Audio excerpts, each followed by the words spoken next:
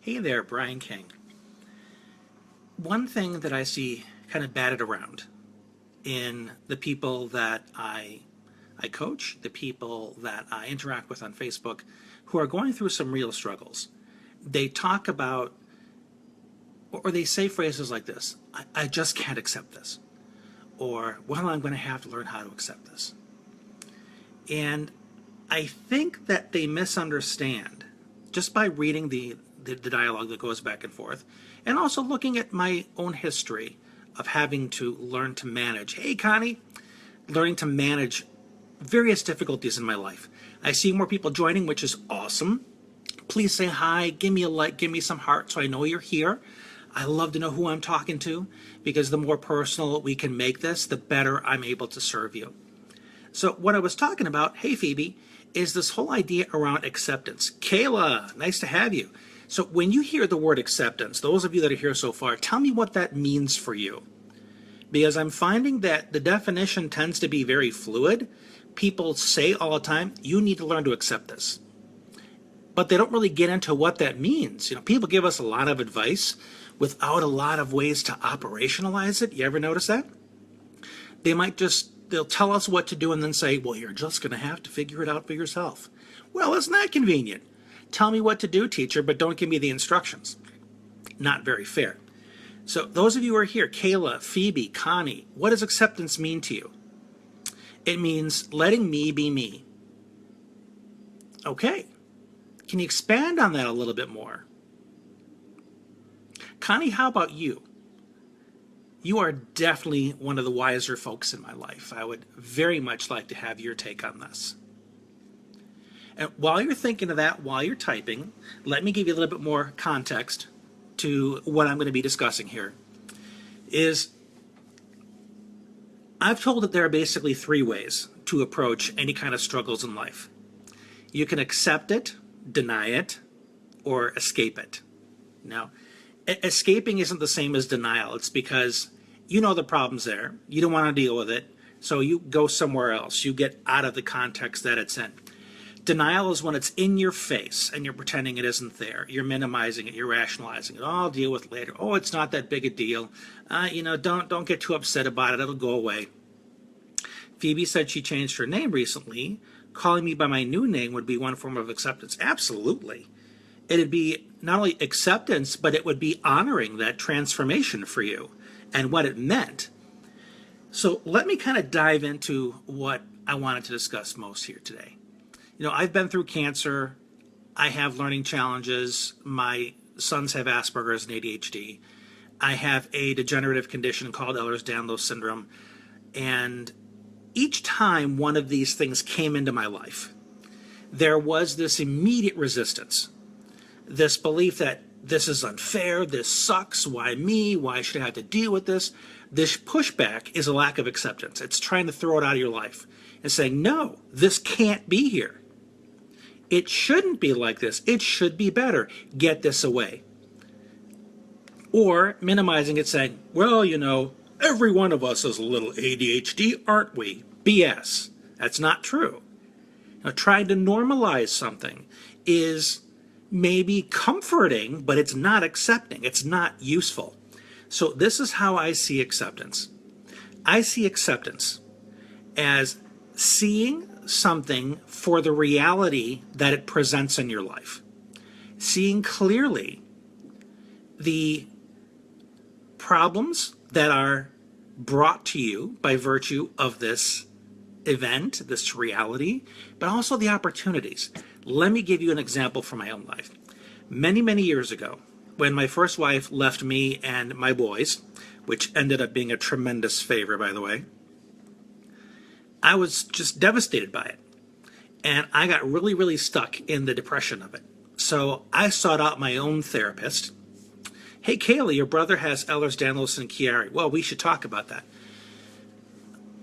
So I went to go see a therapist because I was depressed. I was stuck. I didn't know how to get beyond it.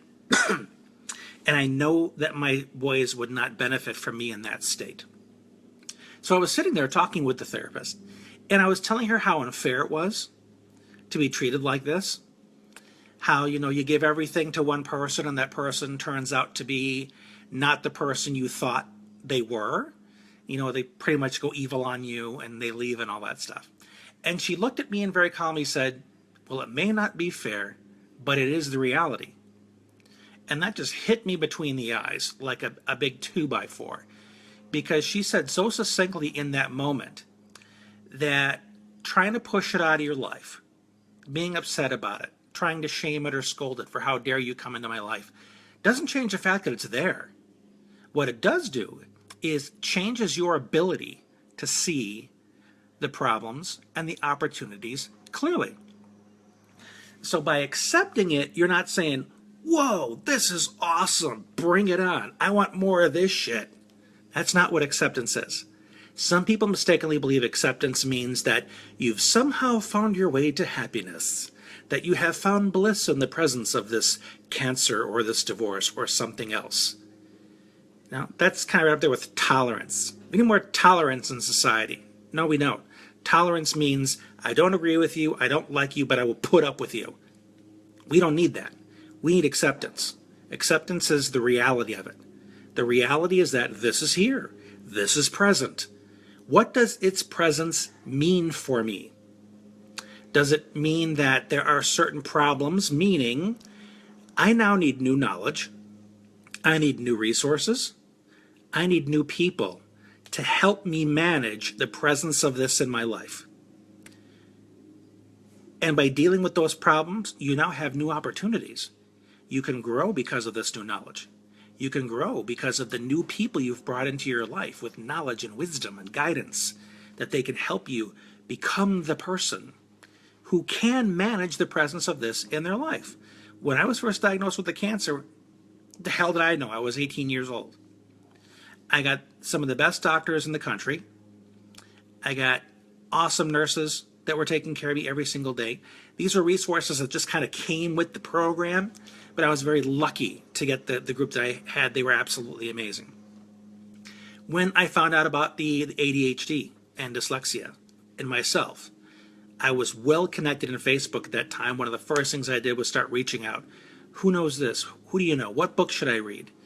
What program should I invest in? Right away, people who were familiar with those resources gave me some fantastic advice. And now, when somebody else has the question, I pass on my knowledge of those same resources. So I have become a resource to other people because I at one time needed those resources. And that began with acceptance, seeing the reality of it. So many of our parents these days, and if you're just joining, feel free to say hi, chime in a little bit. I'd love to know who's here. Parents a lot will say, I don't want to label my child. I don't like labels. I want to caution you. I want you to consider whether this rejection of framing your child's challenges in some way equals denial. Because this happens a lot. So, well, my kid's like everybody else. My kid can do everything every other kid can. Really? Which kids are you comparing them to? Because I have yet to meet one human being that is a Swiss Army knife that can do everything in one. Your kid is not like every other kid because every other kid is different. They don't have the same skill set. They don't have the same knowledge. They don't have the same passions. They're not supposed to. Your kid is like everybody else in that they're unique. They have their own skill set. That way, your child will always be normal, just like everybody else. But in terms of trying to make them look like somebody else, ain't gonna happen. That's nothing to strive for. What you want to strive for is accepting who you are and your child is, meaning, this is what I'm good at, this is what I'm not so good at. This is my unique contribution to the world because I accept my imperfection as a human being. One thing that I'm asked repeatedly is, what's my primary mission? What am I going for here when I put all these videos out? And what I've come to realize is that I want to help people realize the transformational power of living a fully human life. Putting all of you out there, all your vulnerabilities, all your strengths, all of your emotions, all of you. And when you see the videos that I do, I put it all out there. I put everything that I am in there. I don't worry about perfect lighting. I don't worry about whether the dogs are barking in the background, because life is life. It simply is what it is. I don't want to pretend everything is polished. Everything is perfect. Everything is professional, because I am who I am. Kind of like what Phoebe was saying. There are the realities of who I am. Now, the realities doesn't mean that I insist on remaining stuck in it. Well, I just have this disorder. I'm just going to have to deal with it. Well, what does that mean? Does deal with it mean sit in it and resist any kind of progress? Or does deal with it mean, I had goals before I knew about this, and I have the same goals now. What's changed is the manner in which I go about reaching those goals. Because I have really significant ADHD. Just ask anybody who has to put up with me for a day. But I have things I want to accomplish that require organization, require that certain things be remembered. But I really, really suck at those things. It doesn't mean I throw in the towel and say, never ever request those of me because that's where I suck, and you just have to accept it. BS. What I don't accept is limiting myself because there are certain things in the way. So what I do is I accept that these difficulties exist. I understand them by looking at them clearly and then say, all right, this is the reality. These things exist in my life, but I want to accomplish these goals. What do I need in order to keep moving forward in light of these challenges? As I mentioned a little earlier, specific knowledge, specific tools, accommodations, memory aids, templates that help me organize, or somebody who's more organized than me, typically my wife, who is an amazing organizational fiend. She's just hardwired for it, to help me put the things in place that I need to keep moving forward and accomplish my goals, even though I have these difficulties. So these difficulties, and this is one of my main mantras, these difficulties must always be opportunities to be resourceful, opportunities to look without you in the world and see what tools, what resources, what people are available to me to allow me to spread my wings, continue to grow, live fully, and make my fullest contribution. But it all begins with acceptance, as opposed to pretending you're somebody that you're not, faking it until you're making it, putting on some kind of mask, wrapping yourself in the velvet of some bullshit story you tell yourself about how you're like everybody else and how everything is fine and hunky-dory. You do yourself a tremendous disservice by thinking like this.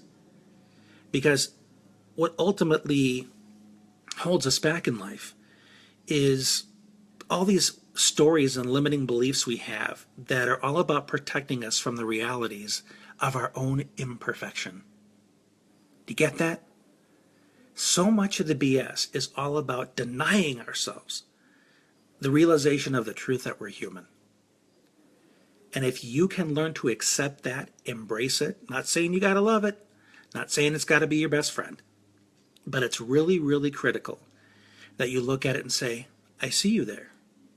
I realize you're in my life. I realize you're having a moderate to significant impact. You're here and you're real. You present problems, but you also present opportunities. Now, the next step in that acceptance is to then figure out what resources do you need to keep moving forward anyway.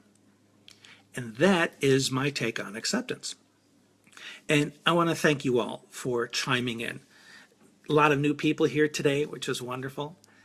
And if you want to continue to discuss this topic, please do. That's what this is for, so we can learn from one another. Keep posting questions below, and by all means, post suggestions of other topics you would like me to cover. And if you want to discuss any of this privately, I'm here to help. Feel free to private message me. And if there's anyone else, in fact, let me ask you this. Who do you know who is struggling with acceptance in their life and could really benefit from seeing this video? Please make a point of sharing this with that person as soon as we are done talking, which is now. Thank you so much for participating and for watching. It really means a lot to me. This is Brian King. We'll talk again soon.